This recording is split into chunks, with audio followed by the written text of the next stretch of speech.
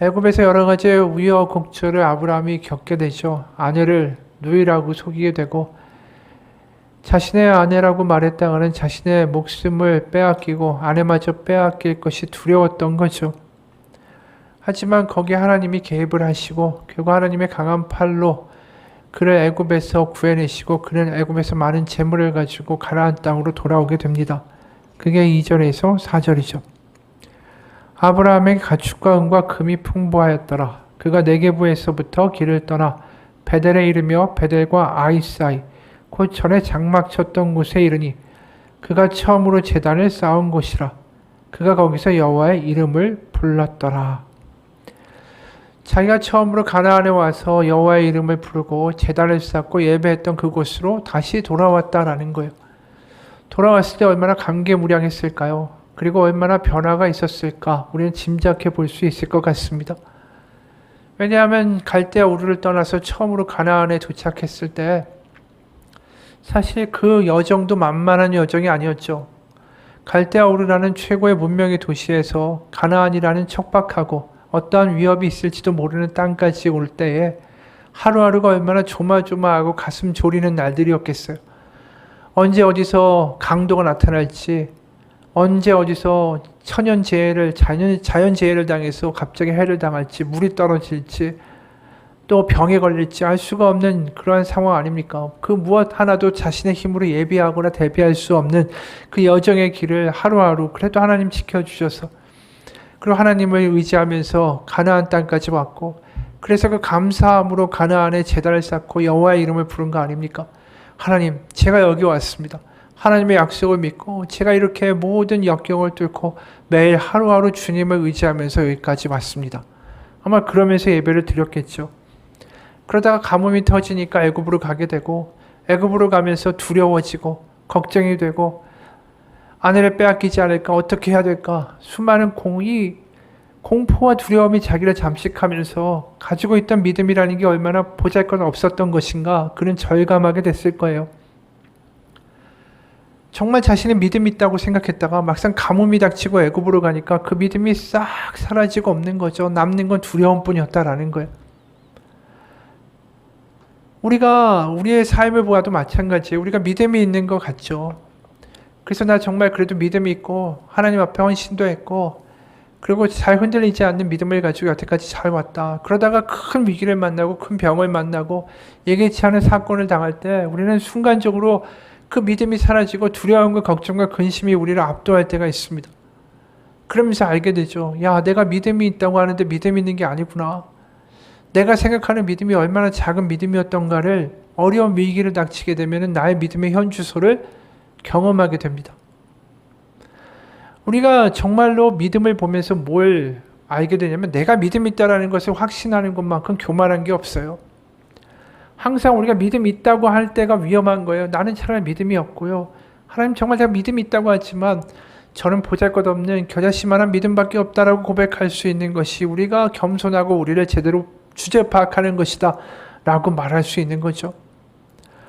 실제로 우리의 믿음, 나 자신을 믿는 믿음은 언제든지 무너질 수 있는 겁니다. 그렇기 때문에 내가 나 자신을 믿는 믿음보다 하나님이 나를 믿어주시는 그 믿음이 항상 더 크고 더 위대하고 더 자비로운 거예요. 그러니까 내가 나 자신을 믿을 수 없는데 하나님이 나를 믿어주시는 그 믿음이 크고 흔들리지 않기 때문에 우리는 하나님을 믿고 살아갈 수 있다는 거죠. 나의 믿음이 중요한 게 아니라 하나님이 나를 믿어주시는 그 믿음이 더 크다. 그게 복음이라는 겁니다. 그래서 이 아브라함도 다시 그 가나안 땅 처음 자기가 제단을 쌓았던 곳으로 와서 다시 한번 여호와의 이름을 부르면서 예배를 할 때 그때 무슨 생각이 들겠어요? 자신이 처음에 왔을 때 그래도 믿음 있다라고 자신만만하면서 하나님의 이름을 불렀던 그날들. 하지만 애굽에 가서 믿음 다 잊어버리고 두려움에 전전긍긍하던 자신의 한심한 모습들, 참 믿음 없었던 그 모습들을 다시 한번 되새기면서 하나님 앞에 아버지의 이름을 부를 때 이전에 불렀던 하나님이라는 그 부를 때의 감격보다 하나님 하고 부를 때 여호와라고, 이때는 여호와라고 안 불렀겠죠. 하나님이라고 불렀을 거예요. 하나님 이렇게 불렀을 때 그 마음에 얼마나 큰 떨림과 울림이 있었겠습니까? 그러면서 뭐가 벌어지냐 하면 이제 자신을 믿는 게 아니라 하나님만을 더 믿게 되는 거예요. 자신이 얼마나 엉망인지를 아는 사람은 하나님을 더 의존하게 돼 있습니다. 그러니까 사도 바울이 내가 죄인 중에 괴수로다라고 말을 할 때 그 이야기는 역으로 하나님의 은혜가 얼마나 큰지, 내가 하나님의 은혜 없이는 살아갈 수밖에 없는 존재라는 것을 절감하고 더 절감해서 고백하는 거예요. 그러니까 우리도 마찬가지입니다. 내가 얼마나 믿음이 없는지, 내가 얼마나 연약한지, 내가 그냥 인간에 그러니까 인간의 결국은 그 수준에 머물러 있고, 내가 절대로 뛰어난 사람이 되지 못한다. 나는 그렇게 연약하다라는 것을 정말 아는 사람이 하나님의 은혜에 정말 감격하고 하나님을 갈망하는 사람이 되는 거죠. 그래서 내 죄가 항상, 나의 연약함이 항상 이렇게 느껴지고 내가 이렇게 하나님 부족합니다 라는 고백을 하면 할수록 수시로 내가 죽고 내 안에서 하나님이 그리스도가 사시도록 고백할 수밖에 없는 그러한 일들이 벌어지고 쉬지 말고 기도하게 된다라는 거죠. 그게 범사에 감사하고 쉬지 말고 기도하라는 바울의 의미이고, 또 그것이 내가 매일 죽노라 이제 내 안에 사시는 것은 그리스도시다라고 말하는 사도 바울의 이야기가 아닌가 싶습니다. 여러분, 이게 되게 중요한 것이 뭐냐 하면 하나님의 은혜가 누구에게는 더 많이 임하고 누구에게는 적게 임하는 걸까요? 아닙니다. 하나님의 은혜는 마치 하늘에서 쏟아지는 빗물과 같아서 폭우가 쏟아지듯이 하나님의 은혜는 하늘에서 부어집니다. 그런데 문제는 그걸 받아들이는 사람들의 마음이라는 거죠. 전에도 여러 차례 이야기했지만 우리가 이 물컵을 가지고, 빈 물컵을 가지고 바깥에 내어놓았을 때에 폭우가 내릴 때 빈 물컵을 그냥 내놓으면 폭우가 물이 잔에 차고도 넘쳐요. 마구 넘쳐오릅니다. 하지만 이 잔에다가 뚜껑을 덮어가지고 밖에다 내놓으면 아무리 폭우가 내리고 비가 많이 내린다 할지라도 이 잔에는 물 한 방울 들어가지 않습니다. 마찬가지예요. 우리가 이 잔의 뚜껑을 덮느냐 아니냐가 하나님의 은혜를 경험하고 풍성히 느끼고 살아가느냐 아니냐를 결정할 수 있다는 거죠. 결국 그 덮개, 우리 이 마음의 이 잔의 덮개를 내려놓는다. 이게 뭐냐 하면 결국 내가 어떠한 존재인지를 하나님 앞에 절감하며 고백할 때 우리는 나의 마음을 하나님 앞에 완전히 내어놓게 되고, 그럴 때 우리 마음에 있는 잔의 뚜껑을 열어 하나님의 넘치는 은혜를 담을 수 있게 된다라는 겁니다. 오늘 아브라함이 그런 경험을 하고 있는 거죠. 이제 돌아와서 하나님, 불러도 그 깊이가 옛날에 불렀었던 하나님이라는 그 고백과는 비교가 안 될 정도로 좀 깊어졌을 거예요. 그래서 그 증거가 바로 이 대목에서 드러납니다. 5절부터 9절까지의 말씀이에요. 아브라함의 일행 롯도 양과 소와 장막이 있으므로 그 땅이 그들이 동거하게 넉넉하지 못하였으니 이는 그들의 소유가 많아서 동거할 수 없었음이라. 그러므로 아브라함의 가축과 목자와 롯의 가축의 목자가 서로 다투고 또 가나안 사람과 브리스 사람도 그 땅에 거주하였는지라. 아브라함이 롯에게 이르되 우리는 한 친족이라 나나 너나 내 목자나 너의 목자나 서로 다투게 하지 말자. 너의 앞에 온 땅이 있지 아니하냐. 나를 떠나가라. 네가 좌하면 나는 우하고 네가 우하면 나는 좌하리라. 사실 롯과 아브라함이 지금 애국까지 같이 갔다가 돌아온 거 아닙니까? 근데 가나안에 들어와서 같이 거하다 보니까 이 식솔도 많고 또 소와 양도 많이 늘어나가지고 거기서 다 키우기에는 지금 문제가 생기는 거예요. 제한된 이 물과 또 제한된 풀들을 가지고 소와 양을 먹이고 키워야 되니까 다툼이 일어나니까 서로 이제 둘이 갈라서자 이렇게 결정을 하죠. 근데 여기서 이제 아브라함이 변했다라는 게 드러나는 게, 아브라함이 일방적으로 조카 롯의 결정에 나는 따르겠다라고 말하는 겁니다. 그러니까 네가 가고 싶은 데를 먼저 선택해라. 나는 어디든지 좋다. 이렇게 말하는 거죠. 그러니까 삼촌의 이런 말에 뜻밖의 제안에 롯은 눈을 들어서 사방을 살펴보기 시작합니다. 그러니까 눈에 뭐가 들어오겠어요? 푸른 초장이 펼쳐져 있고 이 물도 넉넉한 땅에 당연히 눈에 들어오는 것은 인지상정이죠. 그게 소돔과 고모라 쪽이었어요. 10절 11절이에요. 이에 롯이 눈을 들어 요단 지역을 바라본즉 소알까지 온 땅에 물이 넉넉하니 여호와께서 소돔과 고모라를 멸하시기 전이었으므로 여호와의 동산 같고 애굽 땅과 같았더라. 그러므로 롯이 요단 온 지역을 택하고 동으로 옮기니 그들이 서로 떠난지라. 이 롯이 당연히 그쪽 땅을 선택할 수밖에 없었던 게 뭐라고 얘기합니까? 그 땅이 여호와의 동산 같고 애굽 땅과 같았더라. 이렇게 이야기해요. 여호와의 동산이면 에덴 동산이죠. 그리고 애굽 땅이라고 하면 뭐가 있습니까? 에덴 동산이나 애굽이나 강이 많다라는 거죠. 우리가 창세기 1장 2장을 보면 그 4개의 강의 근원지가 에덴 동산에 있다라고 말하고 있고, 그리고 애굽에는 나일강이라는 젖줄기가 흘러가지 않습니까? 그러니까 물이 넘쳐나서 이 마르지가 않는 땅처럼 보인다라는 거예요. 롯에게 볼 때는. 그러니까 이 세상 기준으로 보면은 이제 롯의 선택이 지극히 당연한 거죠. 게다가 롯이 지금 애굽에서 돌아온 거 아닙니까? 애굽의 풍요로움을 다 경험했죠. 그러니까 애굽 땅에서 정말 그 강줄기로 말미암아 많은 곡식들과 양식들이 나는 것을 보고 목축도 너무 잘 되는 걸 보고 상상한 거예요. 아, 나 저 땅을 택하면 애굽에서의 풍족함과 같이 나도 그런 삶을 윤택하게 살 수 있을 거다.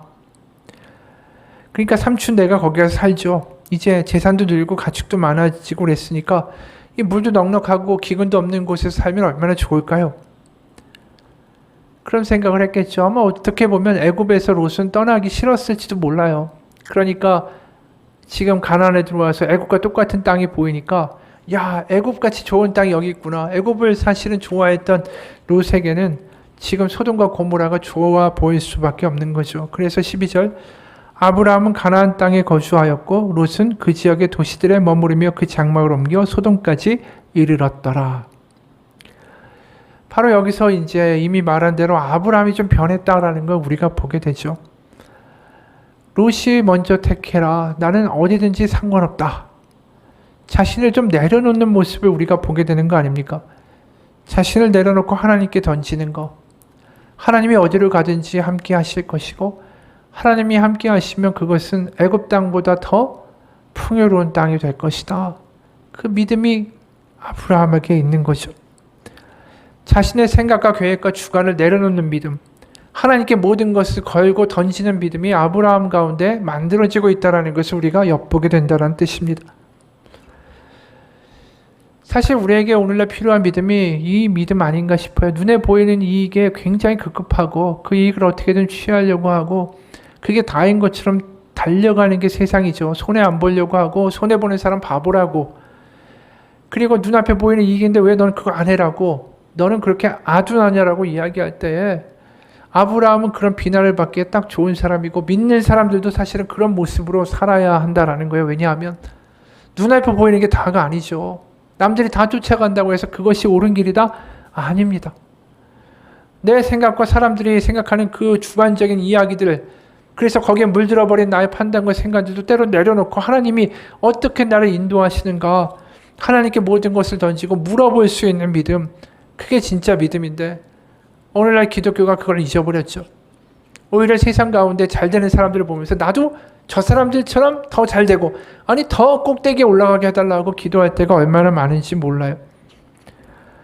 진정한 하나님에 대한 믿음, 진정한 자유는 하나님께 맡기고 그 길이 지금 좀 아둔해 보이고 세상 가운데 인정받지 못하는 길이다 할지라도 하나님이 인도하시리라 그 믿음 가운데 내려놓고 자유롭게 하나님이 책임지실 거야. 그래서 그 길을 과감하게 선택하는 것이 우리 가운데 주는 진정한 믿음의 자유인데도 불구하고 계속 구하는 게 뭐냐 하면 세상의 지위나 권력이나 돈이나 재력이나 이런 걸 원하는 거예요. 좋아 보이는 걸 달라고. 선악과를 따먹겠다고 선악과 달라고 조르는 거죠. 여러분, 진정한 자유와 진정한 믿음은 어디서 오는 거냐면 하나님한테 맡길 때 오는 겁니다. 하나님께 맡기지 않고 내가 믿는다, 하나님한테 맡기지 않고 내가 자유롭다? 안 되는 거예요. 거꾸로 그러다 보니까 자꾸만 돈이나 재력이나 뭔가를 하나님 주셔서 내가 원하는 계획이 이루어지게 하셔서 내가 그걸 통해서 자유롭게 해달라고 이야기하죠. 그러니까 내가 돈을 얻고 뭔가를 얻어서 내가 장사가 잘 되고 사업이 잘 되고 뭐가 잘 돼서 하나님 구애받지 않고 좀 넉넉하게 자유롭게 살게 해달라고 이야기한다라는 거예요. 그게 진짜 자유가 아니라 하나님께 모든 것을 맡기고 내려놓는 게 우리 가운데 자유라는 거죠. 그게 지금 아브라함이 느끼고 있는 자유예요. 애굽에서 한번 그 두려움과 바닥까지 떨어져 보니까 하나님께 맡기고 나면 얼마나 큰 자유가 있는지를 이제 알게 된 거죠. 그래서 롯에게 너가 선택해라. 그랬더니 롯은 어떻게 합니까? 애굽처럼 좋아 보이는 땅을 낼름 선택하는 거죠. 어느 목사님의 이야기예요. 오늘 점심에 회사 인근의 옷가게에 잠시 들렸죠. 가게 사장님과는 길에서 만나면 반갑게 인사하는 사이입니다. 한 동네에서 근무하다 보니까 어쩌다 안면이 트였습니다. 가게 사장님은 공덕역 인근에 있는 모 교회의 권사님이었던 겁니다. 마포에서 꽤 오랫동안 살았다라고 하죠. 대화 중에 사장님이 탄식하며 이런 이야기를 합니다. 요즘은 교회를 다니기가 너무 싫어요. 교회 가면 온통 돈 이야기뿐이에요. 아파트 값이 올라서 좋다는 이야기, 주식을 해서 돈을 벌었다는 이야기, 해외여행 갔다 온 이야기, 맛있는 거 먹고 온 이야기, 소그룹에 가면 처음부터 끝까지 서로 경쟁적으로 자랑 이야기만 하다가 끝나요. 근데 옛날에는 우리 동네 여기 마포 분위기가 정말 이렇지 않았는데 대규모 아파트 단지가 들어서면서부터 교회가 너무 변했어요. 그 이야기를 들으면서 제가 이렇게 말해줬습니다. 사장님, 그건 십자가만 달고 있을 뿐 실제로는 교회가 아닙니다. 진짜 교회는 욕망과 쾌락의 노예가 되어 살아가는 동네 한복판에서 우리는 절대로 저렇게 살지 맙시다라고 외치고 그걸 삶으로 보여줄 수 있어야 그래야 참 교회입니다. 참 안타까운 이야기죠. 교회 소그룹에서 한다는 이야기가 아파트값 올라 좋다, 주식이 올라서 좋다, 해외여행 갔다 왔다, 맛있는 거 먹고 온 이야기, 뭐 이런 이야기를 경쟁적으로 하는 게 소그룹이라면 이건 존재할 가치가 없는 거죠. 하나님 안에서 우리가 느끼는 자유는 세상의 이야기에서 비롯되는 자유가 아니라 하나님이 나의 아버지가 되시기 때문에 나는 자유롭고 하나님이 나의 인생, 우리의 인생을 인도하시기 때문에 나는 자유롭습니다 라고 말할 수 있는 것이 우리의 믿음이고 우리의 고백이 되어야 할 거라고 믿습니다. 아브라함은 달라졌죠. 애굽처럼 좋아 보이는 것을 따라가고 애굽처럼 좋아 보이는 땅을 자랑하고자 하는 생각은 전혀 없습니다. 그냥 하나님이 인도하신 대로 가면 하나님이 다 선한 길로 또 선한 결과로 주실 거야. 내가 애써서 애굽으로 내려가서 결국 내 스스로 망가지는 일들을 하지 않으리라. 뭔가 아브라함이 변화된 거죠. 하나님께 맡기고 내려놓을 줄 아는 믿음이 된 겁니다. 자랑하지 않는 믿음, 하나님이 나의 자유고 하나님이 나의 복음이라고 말할 수 있는 진정한 믿음의 넉넉함이 아브라함에게서 발견되는 거죠. 그래서 선악과를 따먹지 않습니다. 눈에 보이게 좋아 보이는 애국과 같은 땅을 절대로 선택하지 않아요. 하나님과 같이 가는 곳이라면 그것이 에덴 동산이고 그곳이 복된 땅이라는 것을 알기 때문입니다. 실제로 자신이 목숨을 위협받던 애굽도 하나님이 계시다라는 게 느껴지니까 그때부터 그것이 복된 땅이 된 거 아닙니까? 아내도 돌려주시고 재물도 가지고 애굽 땅을 나오게 하신 거죠. 여러분, 하나님을 정말로 믿으면 믿음만큼 자유로워집니다. 하나님을 믿는 만큼 자유로워질 수 있어요. 우리가 자유롭지 못하다면 그만큼 하나님을 믿지 못한다라는 거죠. 하나님께 내려놓지 못했다라는 증거가 되는 겁니다. 그렇게 조카를 어떻게든 이제 롯을 떠나보내죠. 애굽과 같은 땅, 소돔과 고모라 지역으로 롯은 떠나고 아브라함 혼자 남습니다. 그게 12절이에요. 아브라함은 가나안 땅에 거주하였고 롯은 그 지역의 도시들에 머물며 그 장막을 옮겨 소돔까지 이르렀더라. 그리고 이제 아브라함은 가나안에 하나님의 약속을 믿으면서 홀로 남죠. 아마 롯을 그렇게 보내고도 마음에 좀 허전함은 있지 않았을까요? 그래도 갈대아 우르부터 어릴 때부터 보아왔던 롯이었고 애굽까지 같이 갔었고 지금까지 생사고락을 같이 했던 롯이 떠나가니까 뭔가 허전했겠죠. 이제 홀로 남은 아브라함에게 뭔가 이 적막함은 인간적으로 느껴지지 않았을까? 그 홀로 된 아브라함에게 그래도 하나님 믿는 믿음 가운데 다 내려놓고 하나님이 주시는 자유 가운데 이제는 믿음으로 좀 성숙한 아브라함에게 또 롯을 보내고 곁에 없는 적막함을 느낄 만한 아브라함에게 하나님이 이런 말씀을 주시는 거예요. 14절 16절 롯이 아브라함을 떠난 후에 여호와께서 아브라함에게 이르시되 너는 눈을 들어 너 있는 곳에서 북쪽과 남쪽 그리고 동쪽과 서쪽을 바라보아라. 보이는 땅을 내가 너와 네 자손에게 주리니 영원히 이르리라. 내가 네 자손이 땅의 티끌 같게 하리니 사람이 땅의 티끌을 능히 셀 수 있을진데 네 자손도 세리라. 너는 일어나 그 땅을 종과 횡으로 두루 다녀보라. 내가 그것을 너에게 주리라. 하나님은 언덕에 올라가 있는 아브라함의 어깨에 손을 얹으시면서 저쪽을 봐, 저쪽을 봐. 북쪽과 남쪽과 동쪽과 서쪽을 봐라. 이게 너에게 줄 나의 땅이다. 그리고 그 땅에 너의 후손이 가득하게 될 거다. 너는 결코 혼자가 아니야. 내가 너와 함께하고 수많은 너의 후손들이 너와 함께 하게 될 거란다. 큰 그림을 아브라함에게 선물로 주시죠.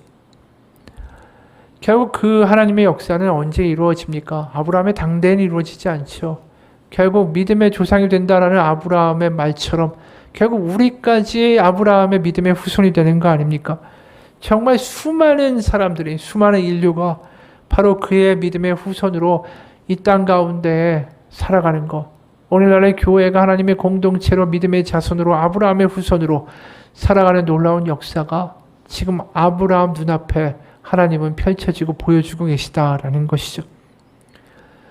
여러분, 우리가 하나님께 던지고 하나님을 믿고 자유하게 될 때 하나님 우리가 생각하는 것보다 훨씬 더 큰 그림을 그리시고 훨씬 더 큰 하나님의 계획 가운데 역사들을 이루어 가시는 거예요.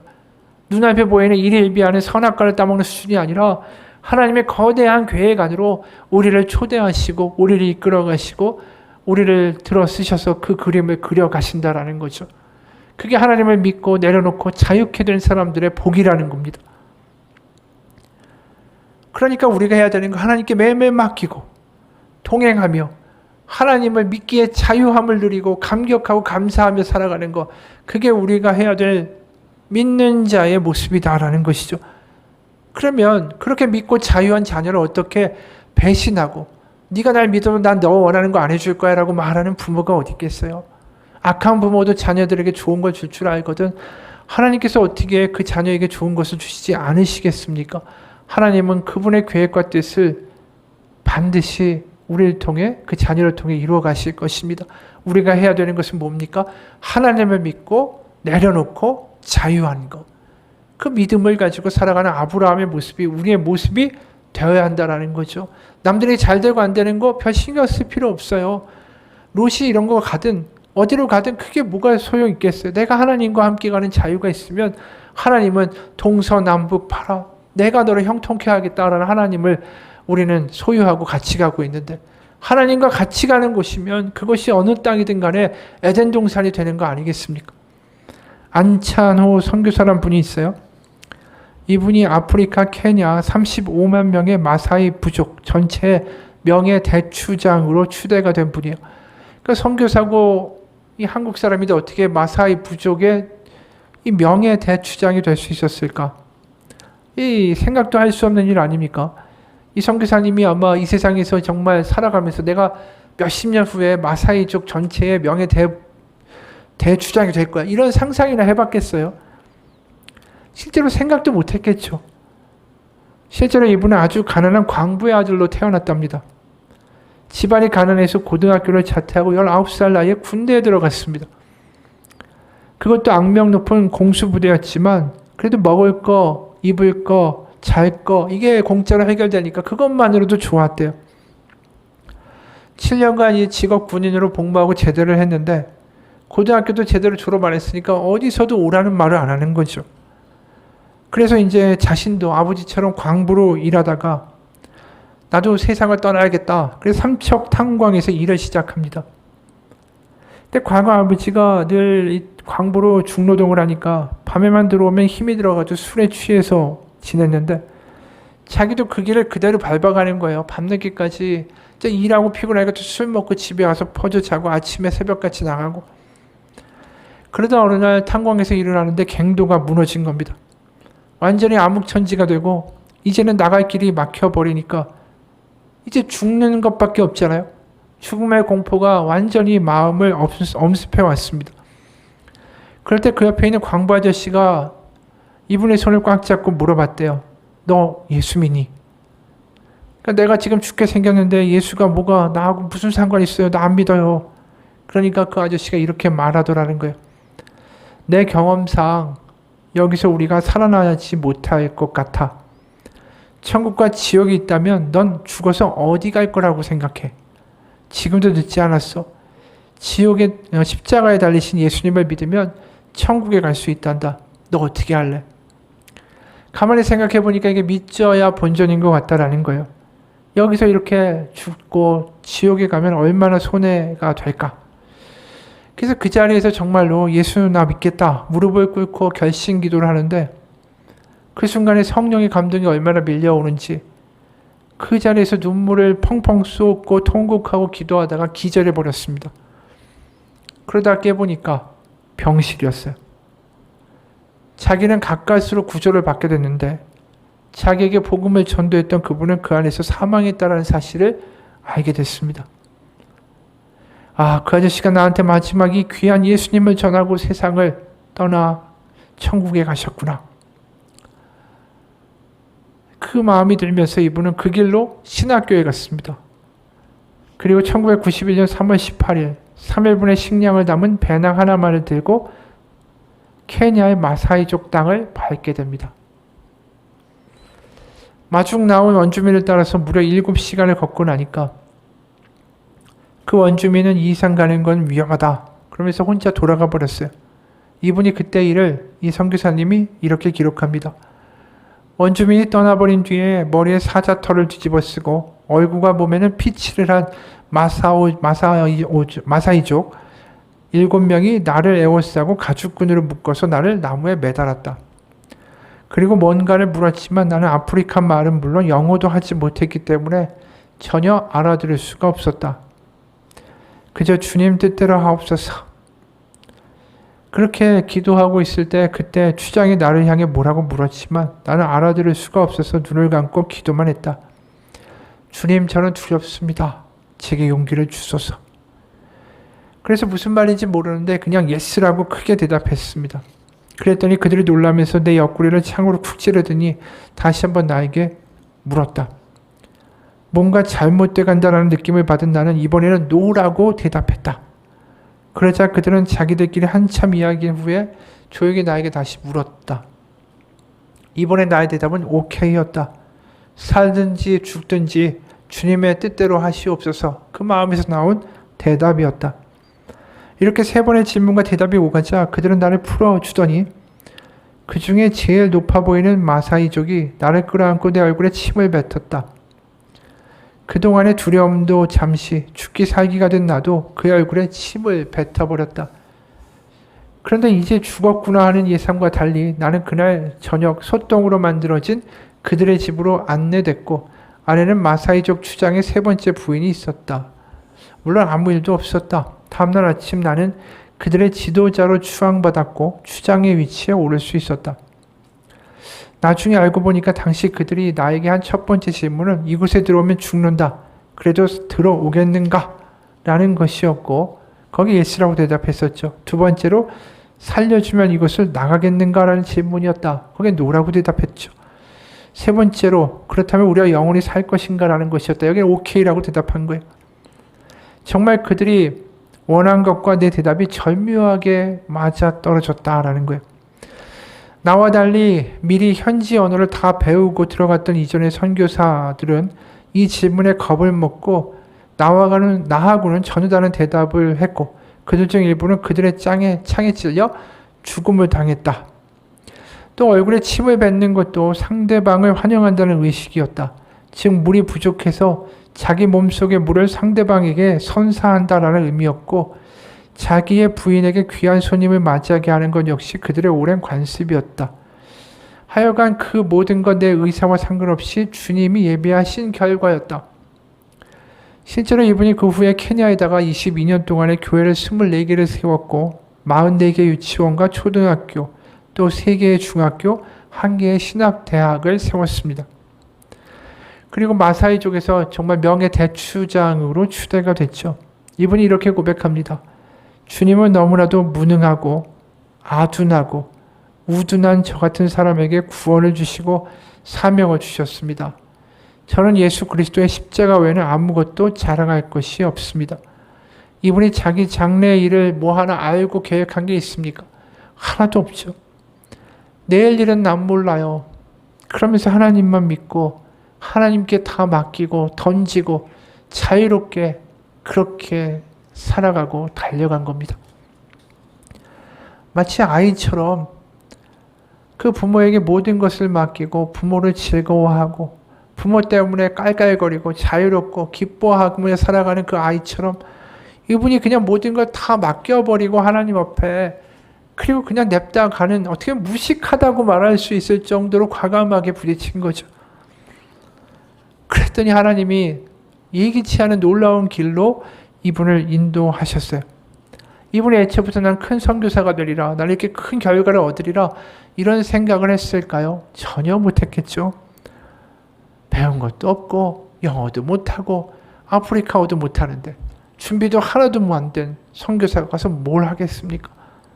그런데 그가 이런 일을 이룬 거예요. 오히려 많이 언어를 공부하고 많이 아프리카의 풍습을 알고 모든 걸 익혔던 그 선교사들이 하지 못한 일을 이분이 한 거죠. 왜요? 하나님께 다 맡기고 내려놨으니까. 내려놓은 만큼 자유하고 내려놓은 만큼 더 기뻐할 수 있고 내려놓은 만큼 하나님이 그 사람을 자유롭게 쓰실 수 있었다라는 거죠. 바로 자신이 이러한 큰 그림을 계획하지 않았지만 하나님은 그 사람을 통해 이 큰 그림을 이미 계획하고 계셨다라는 거예요. 아브라함처럼 아브라함이 기대하고 꿈꾸지도 못한 큰 계획을 하나님이 그 사람을 통하여 이미 꿈꾸고 계셨고 그 사람이 한 건 뭡니까? 하루하루 주님께 맡기고 자유롭게 이제 난 하나님께 맡기고 살겠다. 그거 하나만 하고 있다라는 거죠. 여러분, 우리도 마찬가지예요. 우리가 하나님을 믿는 믿음이라는 건 결국 뭐냐면 하나님께 맡기고 하루하루 자유롭게 살아가는 겁니다. 내가 믿음이 정말 하나님 앞에서 하나님께 내 모든 것들을 좀 내려놓고 내 생각과 내 계획과 내 두려움과 내 걱정과 내 근심과 내 모든 것들을 좀 내려놓고 하나님 안에서 자유를 누릴 수 있기를 축원합니다. 우리가 살다 보면 어려운 일을 당하게 되죠. 아브라함도 가뭄을 당하게 돼요. 우리도 가뭄과 같은 때를 지나게 됩니다. 어려움을 겪게 됩니다. 환난을 겪게 됩니다. 병을 겪게 됩니다. 근데 그거의 자체의 목적이 있는 게 아니라 우리를 고생시키겠다라는 게 하나님의 목적이 아니라 그걸 통해 오늘 아브라함을 보면 뭘 우리가 알게 됩니까? 그걸 통해 아브라함이 내려놓게 되는 사람이 된다라는 거죠. 자유케 되는 사람이 된다라는 거죠. 우리가 환난을 겪으면서 환난 자체가 하나님이 우리에게 주시고자 하는 목적이 아니라 환난을 겪고 이제 내려놓고 자유케 되는 것이 하나님이 우리에게 고난을 통해서 주시고자 하는 최종적인 선물이다라는 것입니다. 그리고 아브라함은 이제 더 영적으로 성장했죠. 그리고 분명한 믿음이 생겼습니다. 하나님과 함께 하신다면 그분께 내가 던지면 내가 동쪽으로 가든 서쪽으로 가든 북쪽으로 가든 남쪽으로 가든 모든 것이 형통하리라. 그리고 하나님은 그런 나를 통해 하나님의 커다란 그림을 자유롭게 그려가실 것이다. 여러분, 우리가 믿음이라는 것이 그런 것 같아요. 내가 안달복달하면서 하루하루를 살아갈 것인가? 아니면 하나님께 맡기고 하나님을 기뻐하며 자유롭게 믿음 가운데 하나님과 동행하며 살아갈 것인가? 그것이 우리의 선택이고요. 나중에 10년이 지나 보면 야, 내가 왜 그때 그렇게 안달복달하며 살았지? 왜 그렇게 한심하게 살았지? 그렇게 후회하지 않는 방법은 내가 오늘 하나님 안에서 자유롭고 믿음 가운데 살아가는 것뿐입니다. 같이 기도하겠습니다. 하나님, 우리가 살아가는 인생에 선악과를 따먹는 어리석은 짓을 하지 아니하고 내가 선악을 판단하고 내가 이렇게 해야 더 여유롭겠지, 이렇게 하면 자유롭겠지, 이렇게 하면 잘 되겠지, 내가 만든 그림을 가지고 하나님께 강요하며 이렇게 돼야 한다라고 하는 안달복달하는 믿음이 아니라 하나님을 믿기에 하나님이 다 알고 계시고 하나님이 가장 선한 것을 주실 거라고 믿으며 하나님만 의지하고 우리의 연약한 가운데 하나님을 목말라 하며 하나님이 아버지 되신다라는 것만 믿어가며 그 가운데 자유롭게 살아갈 때 하나님은 우리가 생각지도 못한 놀라운 일들을 이루어 가실 것을 믿습니다. 어려운 가운데 무너지는 믿음이 아니라 어려운 가운데 오히려 내려놓을 줄 아는 사람 되게 하시고 또 내려놓으면서 하나님 제가 믿음이 참 작았습니다.